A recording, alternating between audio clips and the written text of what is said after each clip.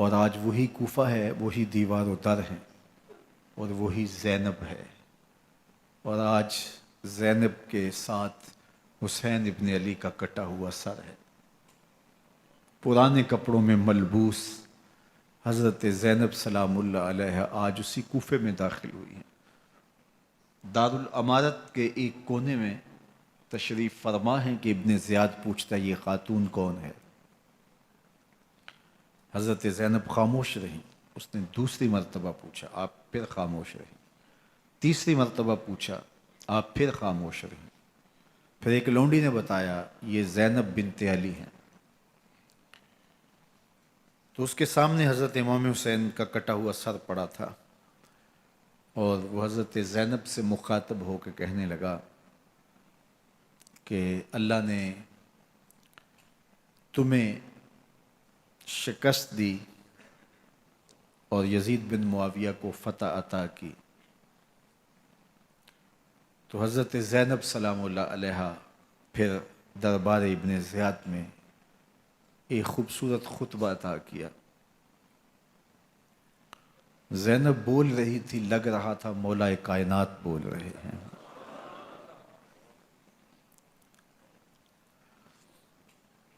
یہ خطبہ بامر مجبوری تھا، ابن زیاد کی خرافات کا جواب تھا۔ تو ابن زیاد سے اس کا جواب تو نہ بن پڑا، لیکن کہنے لگا کہ بڑی مکفّہ اور مسجع گفتگو کی، تمہارا باپ علی بھی بہت اچھا شاعر تھا۔ تو سیدہ زینب سلام اللہ علیہ نے فرمایا ہمیں مکفّہ گفتگو سے کیا غرض، یہ تو ایک حقیقت ہے جو ہم نے بیان کی۔ تو حضرت علی اوسط امام زین العابدین بھی پاس تھے، تو دیکھ کر کے کہنے لگا کہ یہ لڑکا کون ہے؟ تو فرمایا میں علی بن حسین ہوں۔ تو کہا کہ انہیں تو قتل کر دیا گیا۔ کہا وہ میرے بھائی تھے اور ان کا نام بھی علی تھا، میرا نام بھی علی ہے۔ تو اس نے کہا کہ اس لڑکے کو لے جاؤ اور قتل کر دو۔ حضرت زینب علی اوسط امام زین العابدین کے ساتھ چمٹ گئیں اور کہا کہ اگر تم اسے قتل کرو گے تو اس کے ساتھ مجھے بھی قتل کرنا ہوگا۔ تو ابن زیاد کہنے لگا کہ یہ عورت سچ کہتی ہے، واقعی اس کے جذبات یہی ہیں۔ اور الصلاۃ جامعہ کی پکار کے ساتھ مسجد کوفہ میں آ گیا۔ کوفے کے لوگ سارے ابن زیاد کے سامنے تھے۔ امام حسین کا کٹا ہوا سر ابن زیاد کے سامنے تھا، اور اس نے کہا کہ اللہ نے یزید بن معاویہ کو فتح دی اور کذاب ابن کذاب معاذ اللہ حسین ابن علی کو شکست دی۔ جب اس نے یہ بات کہی تو عبداللہ بن عفیف الازدی رضی اللہ تعالی عنہ موجود تھے، وہ کھڑے ہو گئے۔ غصے سے ان کا بدن کانپ رہا تھا، اور آپ نے پوری ہمت کے ساتھ ابن زیاد کو جواب دیتے ہوئے کہا، ظالم، حسین سچا، حسین کا باپ بھی سچا، تو جھوٹا، تیرا باپ بھی جھوٹا، جس نے تجھے امیر بنایا وہ بھی جھوٹا۔ تو ابن زیاد نے جب اپنے بارے عبداللہ بن عفیف سے یہ بات سنی تو اس نے حکم دیا کہ ان کا سر کاٹ دیا جائے، اور پھر حضرت عبداللہ ابن عفیف رضی اللہ تعالی عنہ کو شہید کیا گیا اور ان کی لاش کو سولی چڑھا دیا گیا۔ حق کی راہ کے یہ مسافر اپنی جان کس طرح راہ خدا میں سپرد کر رہے تھے۔ اہل کوفہ سہمے ہوئے، ڈرے ہوئے ابن زیاد کے دربار میں بیٹھے تھے، اور امام حسین رضی اللہ تعالی عنہ کے قتل کا، ان کی شہادت کا انہیں دکھ تو تھا، لیکن ان کے اندر ہمت، طاقت اور توانائی نہیں تھی۔ ان کی تلواریں یزید کے ساتھ رہیں اور دل امام حسین رضی اللہ تعالی عنہ کے ساتھ رکھنے کی بات کرتے تھے۔ پھر یہ قافلہ کوفہ سے چلتے چلتے دمشق کی جانب عازم سفر ہوا۔ ایک اونٹ پہ تین تین لوگوں کو سوار کیا گیا تھا۔ امام زین العابدین کو سوار بھی کیا گیا اور بدن پر زنجیریں بھی باندھی گئیں، جکڑ کر کے سواری پہ بٹھایا گیا۔ اللہ اکبر! جہاں جہاں سے یہ لوگ گزرتے لوگوں کو ان کی حالت پہ رحم آتا۔ بہت سارے لوگ نہیں جانتے تھے یہ کون ہیں۔ عمومی طور پہ راستوں میں یہی بتایا گیا کہ کچھ باغی لوگ ہیں جنہوں نے حکومت سے بغاوت کی، تو ان کے کیفر کردار تک پہنچا دیا گیا۔ راستے میں ایک گرجا گھر آیا اور وہاں یہ لوگ رات رکتے ہیں۔ گرجا گھر کی دیوار پہ لکھا ہوا تھا: اترجو امت قتلت حسینا شفاعت جدہ یوم الحساب۔ کیا وہ امت جنہوں نے حسین ابن علی کو شہید کیا قیامت کے دن انہی کے نانے سے شفاعت مانگیں گے؟ کس منہ سے شفاعت طلب کریں گے؟ اسی حسین ابن علی کے نانا سے، جن کے بیٹے کو، جن کے شہزادے کو، نواسے کو ان لوگوں نے شہید کیا۔ جب یہ تقدس مآب قافلہ دمشق پہنچا تو راستے میں ایک شخص قرآن مجید کی تلاوت کر رہا تھا، اپنے مکان کی چھت پہ بیٹھ کے تلاوت کر رہا تھا، اور یہ قافلہ اس طرح سے گزر رہا تھا کہ شہیدوں کے کٹے ہوئے سر نیزوں کی نوک پہ تھے، اور عصمت شیار خواتین اور امام زین العابدین اونٹوں پہ بندھے ہوئے تھے۔ تو پڑھنے والا تلاوت کر رہا تھا کہ کہف اور رقیم یہ ہماری نشانیوں میں سے بڑی عجیب نشانیاں ہیں۔ تو جب وہ پڑھ رہا تھا تو سر حسین سے آواز آئی: یا تالی القرآن، اے قرآن پڑھنے والا، اصحاب کہف سے زیادہ عجیب قتلی و حملی، میرا قتل کرنا اور نیزے کی نوک پہ چڑھایا جانا ہے۔ یہ قافلہ یزید کے دربار میں پہنچتا ہے۔ یزید بہت خوش ہوا اور اس نے حضرت امام زین العابدین رضی اللہ تعالیٰ عنہ سے کہا کہ تمہارے باپ نے میری حکومت کے خلاف بغاوت کی اور وہ اپنے انجام کو پہنچے۔ تو آپ نے جواب میں قرآن مجید کی آیات کی تلاوت کی اور اہل بیت کے مناقب اور فضائل بیان کیے۔ سیدہ زینب سلام اللہ علیہا کا ایک خطبہ اہل بیت کی عظمت، مناقب اور فضائل میں یزید کے دربار میں اپنی انوکھی اور البیلی شان رکھتا ہے۔ یزید پہلے تو خوش ہوا، لیکن جب اس نے لوگوں کے چہرے دیکھے تو وہ پریشان ہو گیا۔ حتیٰ کہ یزید کے دربار میں ایک عیسائی سفیر آیا ہوا تھا، تو اس نے جب کٹے ہوئے سر دیکھے اور خستہ حال سادات کی شہزادیوں کو دیکھا تو اس نے کہا یہ کون لوگ ہیں؟ تو اسے بتایا گیا، تو اس نے بڑے تاسف کا اظہار کیا، کہا کتنے بد نصیب لوگ ہو، ہمارے پاس حضرت عیسیٰ علیہ السلام کے گدھے کا کھر موجود ہے اور ہم اسے بھی عزت کی جگہ پہ رکھے ہوئے ہیں، اور تم کتنے بدبخت ہو، اپنے رسول کے نواسے کو شہید کر دیا۔ بے مروت بے وفا تیرا بھی کیا افسانہ ہے، جس نے اپنی ہی شمع کو گل کیا تو وہ پروانہ ہے۔ تو یزید نے جب لوگوں کے تیور دیکھے اور بدلتے ہوئے حالات دیکھے تو اس نے تاسف کا اظہار کیا اور کہا اللہ برا کرے ابن زیاد کا، وہ امام حسین کو میرے تک پہنچنے دیتا تو میں ان سے اچھا معاملہ کر لیتا۔ کچھ لوگ اس سے یزید کو بری الذمہ قرار دینے کی کوشش کرتے ہیں، لیکن یزید کے اپنے حکم سے سب کچھ ہوا۔ ابن اسیر نے لکھا ہے کہ جب یزید مرا تو ابن زیاد دمشق آ رہا تھا، اس کے ساتھ مسافر بن شریح بھی تھا، تو اچانک وہ کچھ سوچنے لگا۔ تو مسافر بن شریح نے کہا کہ ابن زیاد میں تمہیں بتاؤں تم کیا سوچ رہے ہو؟ کہا بتاؤ۔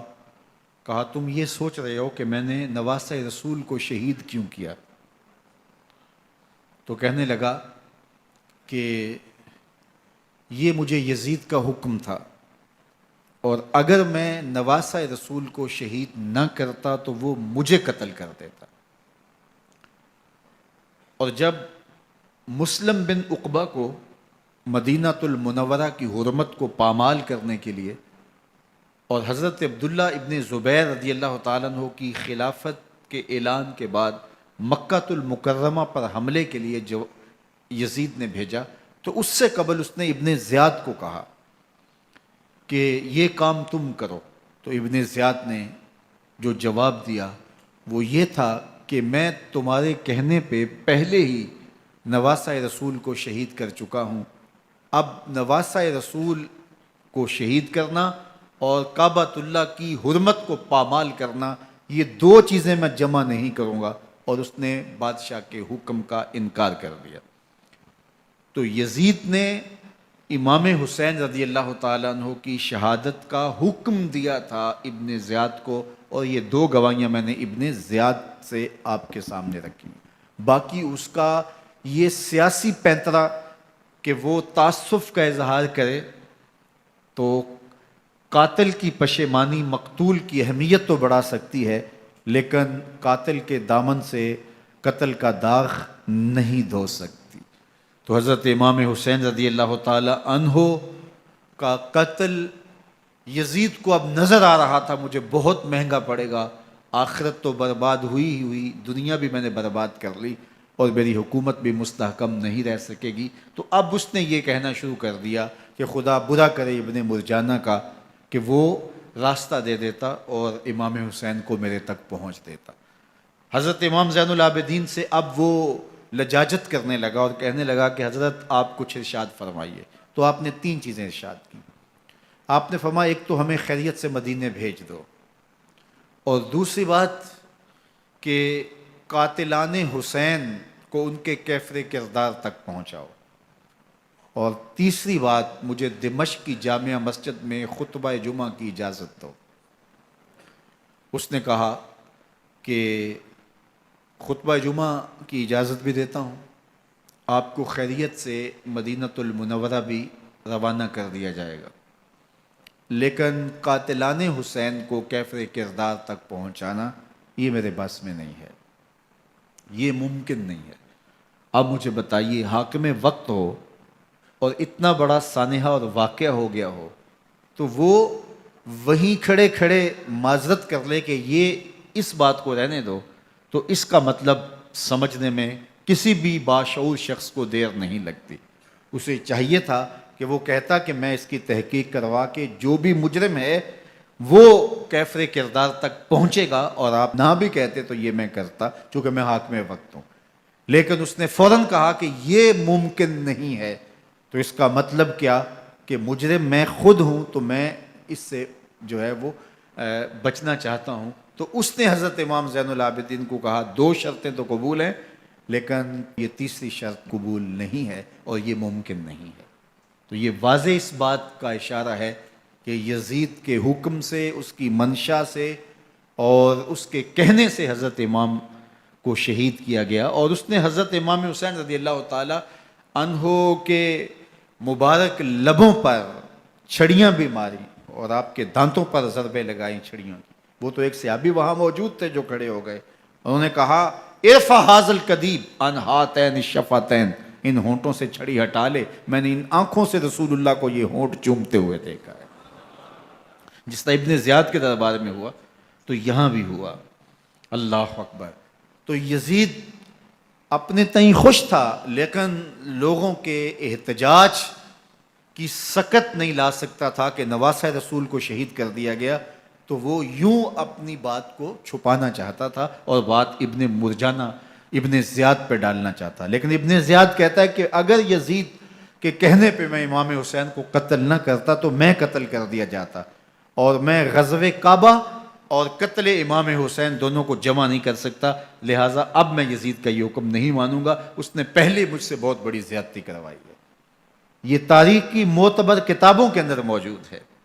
اب یزید نے کہا دو باتیں مان لیتا ہوں، آپ کو مدینہ المنورہ بھی رخصت کر دیتے ہیں، اور دوسرا آپ کو مسجد دمشق میں خطبہ کی اجازت بھی دیتے ہیں۔ اللہ اکبر، یہ وقتی تصرف تھا اس کا، ورنہ یہ کون ہے اجازت دینے والا؟ ممبر تو حسین ابن علی کے نانے کا ہے۔ خیر، مسجد دمشق میں گئے، لوگوں کا ہجوم تھا، حضرت امام زین العابدین ممبر پہ جلوہ فراز ہوئے، خطابت تو ان کے گھر کی لونڈی ہے، تو جب آپ نے کھڑے ہو کر کے خطبہ دیا اور فضائل و مناقب اہل بیت بیان کیے، لوگوں کے سینوں کے اندر آتش محبت اہل بیت کی جوش مارنے لگی۔ یزید ڈر گیا کہ اگر کچھ دیر خطبہ جاری رہا تو کہیں ایسا نہ ہو کہ لوگ میرے خلاف اٹھ کھڑے ہوں، تو اس نے مؤذن کو اشارہ کیا اور وہ اذان دینے لگا، تو اس نے کہا اللہ اکبر اللہ اکبر، تو حضرت امام زین العابدین نے کہا اس میں کوئی شک نہیں کہ اللہ سب سے بڑا ہے، پھر کہا اشہد اللہ الہ الا اللہ، تو امام زین العابدین نے فرمایا کہ ہم نے اس بات کی اپنے خون سے گواہی دی ہے کہ اللہ کے علاوہ کوئی معبود نہیں ہے۔ پھر اس نے کہا اشہد ان محمد رسول اللہ، تو حضرت امام زین العابدین نے یزید کی آنکھوں میں آنکھیں ڈال کے کہا یزید دیکھ، اذان میں تیرے نانے کا نام ہے یا میرے نانے کا نام ہے؟ تو حسین ابن علی رضی اللہ تعالیٰ عنہ کا نام کبھی بھی مٹنے والا نہ زیاد کا وہ ستم رہا، نہ یزید کی رہی وہ جفا، رہا تو نام حسین جسے زندہ رکھتی ہے کربلا۔ یزید نے امام حسین رضی اللہ تعالیٰ عنہ کو راستے سے ہٹا دیا، اس کا خیال تھا کہ یہ باغی ہیں اور میں ان کو کچل دوں۔ حضرت امام حسین شہید کر دیے گئے، ان کا خاندان شہید کر دیا گیا، صرف 14 سال کے امام زین العابدین رضی اللہ تعالی عنہ اس حادثے میں، اس واقعہ میں جو ہے وہ بچے، اور سب سے زیادہ دکھ اپنی آنکھوں سے انہوں نے دیکھے، کربلا کا منظر بھی دیکھا، کوفے کا دارالعمارہ بھی دیکھا، اور دمشق کا دربار یزید بھی دیکھا، اور پھر یہاں سے مدینے پہنچ کر اہل مدینہ سے جو سامنا ہوا امام زین العابدین نے وہ لمحے بھی دیکھے۔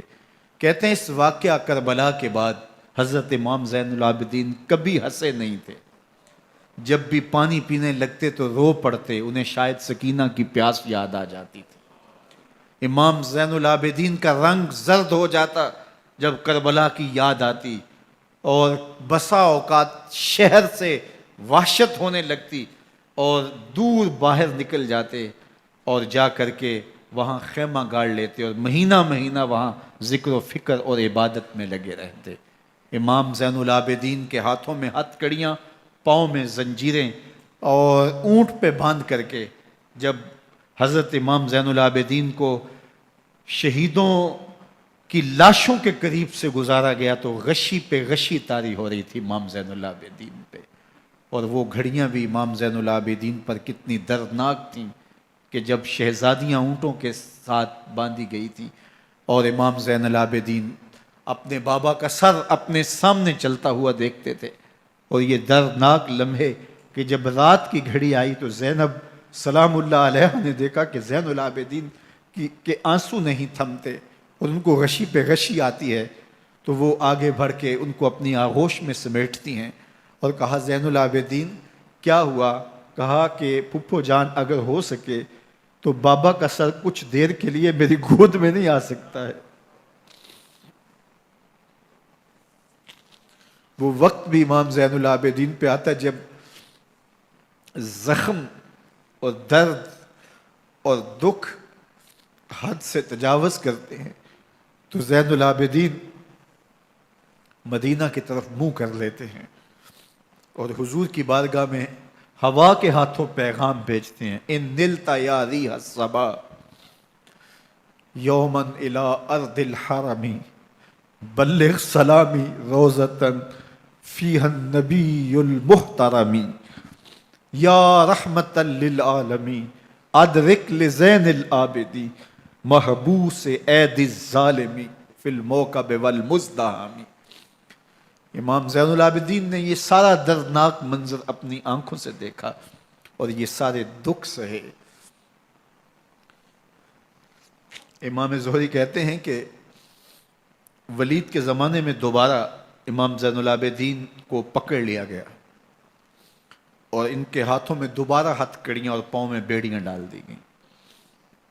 میں ملنے گیا تو جو ہی امام کے ہاتھوں میں ہتھ کڑیاں دیکھی تو میرا دل ڈولنے لگا اور میری آواز گلے میں دب گئی اور آنسو تھے کہ تھمتے نہیں تھے۔ تو امام زین العابدین نے مجھے دیکھا تو مجھے تسلی دیتے ہوئے کہا زہری کیا ہوا تمہیں؟ تو میں نے کہا حضرت کربلا میں تھوڑے دکھ دیکھے تھے اور اب یہ حالت مجھ سے دیکھی نہیں جا رہی۔ تو امام زین العابدین نے ان زنجیروں کو اور ان ہتھ کڑیوں کو جن سے آپ جکڑے گئے تھے جھٹکا دیا، لوہے کی زنجیریں ٹوٹ گئیں۔ کہا زہری ہم اللہ کی تقدیر پہ راضی ہے ورنہ یہ زنجیریں کیا ہوتی ہیں۔ امام زین العابدین کو اللہ نے عزتوں سے نوازا تھا، ہر دور کے حاکم وقت ڈرتے تھے اور ان کی عزت سے حسد کرتے تھے۔ ولید بن عبد الملک بنو امیہ کا بڑا تگڑا حکمران گزرا ہے۔ ایک دن طواف کرتے کرتے حجر اسود کے سامنے آیا اور اس کے دل میں آیا کہ میں حجر اسود کو بوسہ کروں، لیکن رش اتنا تھا کہ آگے بڑھنے کی ہمت نہ ہوئی اور پیچھے ہٹ کے کھڑا ہو گیا کہ رش کم ہوتا ہے تو میں حجر اسود کو چومتا ہوں۔ اتنے میں امام زین العابدین رضی اللہ تعالی عنہ وہ بھی طواف کرتے کرتے حجر اسود کے قریب آئے، ایک لمحے کے لیے توقف کیا، لوگوں نے راستہ چھوڑ دیا۔ امام زین العابدین آگے بڑھے، حجر اسود کو چوما، پھر آگے بڑھ گئے۔ ولید بن عبد الملک کو بڑا غصہ آیا کہ لوگوں نے میرے لیے تو راہیں نہیں چھوڑی اور زین العابدین کے لیے راہیں چھوڑ دی ہیں۔ تو وہ اپنے درباری شاعر کو، فرزدق کو جو اس کے ساتھ کھڑا تھا، اس کو پوچھتا ہے من ھذا، یہ کون ہے؟ حالانکہ اسے پتا تھا یہ امام زین العابدین ہے۔ بعض اوقات سوال تفہیم کے لیے کیا جاتا ہے، سمجھنے کے لیے کیا جاتا ہے، اور بعض اوقات سوال تحقیر کے لیے کیا جاتا ہے۔ جس طرح کسی شخص کو آپ پسند نہ کرتے ہو اور وہ کوئی کام کرے تو آپ کہتے ہیں یہ کون ہے، یہ کون ہے؟ تو اس نے کہا من ھذا، یہ کون ہے؟ اب فرزدق شاعر تھا اور درباری شاعر تھا، اسے اچھی طرح پتا تھا کہ من ھذا سے بادشاہ کیا سننا چاہتا ہے، لیکن آج اس کی غیرت ایمانی جاگ گئی۔ بادشاہ نے کہا من ھذا، یہ کون ہے؟ تو فرزدق نے بادشاہ کی آنکھوں میں آنکھیں ڈال کے کہا بادشاہ تو نہیں جانتا یہ کون ہے؟ اس کو تو بطحا کے سنگ ریزے بھی جانتے ہیں، اس کو تو زمین والے بھی جانتے ہیں، آسمان کے فرشتے بھی جانتے ہیں۔ یہ فاطمہ کا بیٹا ہے، یہ علی کا شہزادہ ہے، یہ رسول اللہ کا نواسہ ہے۔ تیرا من ھذا کہنا اس معرفہ کو نکرا نہیں کرے گا، یہ کل بھی معرفہ تھا، یہ آج بھی معرفہ ہے۔ کھڑے کھڑے امام زین العابدین کی شان میں ایک طویل قصیدہ لکھ دیا۔ بادشاہ تو اس سے کچھ اور سوچ رہا تھا، الٹ ہو گیا، اس نے ایک فرزدق کو جیل میں ڈال دیا۔ امام زین العابدین کو پتا چلا آپ نے اشرفیوں کی 2 تھیلیاں خادم کے ہاتھ بیچی کہ ہماری وجہ سے تمہارے اوپر یہ افتاد پڑی ہے۔ تو اس نے تھیلیاں قبول کی، چوما آنکھوں سے لگائیں اور پھر خادم کے ہاتھ میں دیتے ہوئے کہا امام کو میرا سلام دے دینا اور کہنا حضرت ساری زندگی نے ٹگوں کے لیے، ان پیسوں کے لیے، اشرفیوں کے لیے شاعریاں کی ہیں، یہ جو میں نے قصیدہ لکھا ہے آپ کے نانا کی شفاعت کے لیے لکھا ہے۔ جو دلوں کو فتح کر لے وہی فاتح زمانہ۔ امام حسین کو تو کاٹ دیا گیا نا، اس لیے کاٹ دیا گیا کہ یہ ہماری حکومت سے بغاوت کر رہے ہیں، انہوں نے یہ کہا، بہانہ یہ بنایا، نظم حکومت میں یہ مخل ہو رہے ہیں، لہٰذا انہیں شہید کر دیا گیا۔ نہ صرف انہیں شہید کیا گیا، سر کاٹے گئے، نیزوں کی نوک پہ چڑھائے گئے، لاشوں پہ گھوڑے دوڑائے گئے۔ کیا کیا ظلم تھا، کیا کیا جبر تھا جو روا نہیں رکھا گیا۔